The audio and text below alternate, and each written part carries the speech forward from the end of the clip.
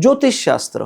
आता ज्योतिषी जन्मपत्रिका बघून जे सांगतात ते काय सांगतात, तर ते पण शास्त्र आहे की तुमचा जन्म या वेळी झाला, त्यावेळी अशा काही ग्रहांची स्थिती होती आणि त्या स्थितीमुळे जे काही ऊर्जा तुमची कनेक्ट झालेली आहे त्याचं काही प्रेडिक्शन त्यांनी अभ्यासाद्वारे मांडलेलं आहे आणि ते प्रेडिक्शन ते तुम्हाला देत जातात, जे तुमचं येणाऱ्या काळामध्ये काही 5 वर्षांनी, 10 वर्षांनी, 15-20 वर्षांनी ती स्थिती बदलते आणि त्या पद्धतीने तुम्हाला मिळत जातं.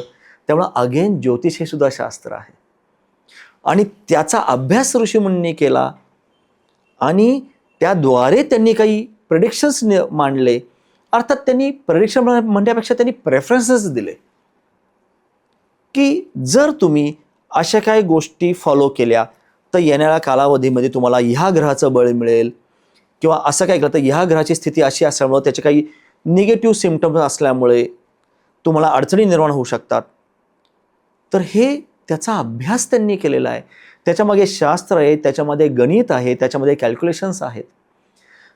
किंवा जर तुम्ही गणना पद्धती म्हणली तेच अंकशास्त्र, आयुर्वेदामध्ये त्याचा खूप प्रभाव दिसतो. आपल्या सगळ्या संस्कारांमध्ये त्याचा प्रभाव दिसतो. आपल्या ज्या काही पूजा पद्धती आहेत, पूजाविधी आहेत, यज्ञ होम हवन आहेत, त्याच्यामध्ये त्याचा प्रभाव दिसतो. तर अंकांना महत्त्व आहे. जसं आपण म्हणतो काही 108 ह्या शब्दाला किती महत्त्व आहे बघा. जपमाळा 108 असते, 108 वेळा जपमाळा करा. म्हणजे असे प्रत्येक ठिकाणी आहे, प्रत्येक आकड्याला महत्त्व आहे. मग सप्त ऋषी, सप्त नद्या, सप्तधातू का, 7 आकड्याला का महत्त्व? तसं 9 आकड्याला वेगळं महत्त्व आहे. नवखंड म्हणतो, नवग्रह म्हणतो, नवकार मंत्र जर आपण तर तिथेही 9 शब्द आहे.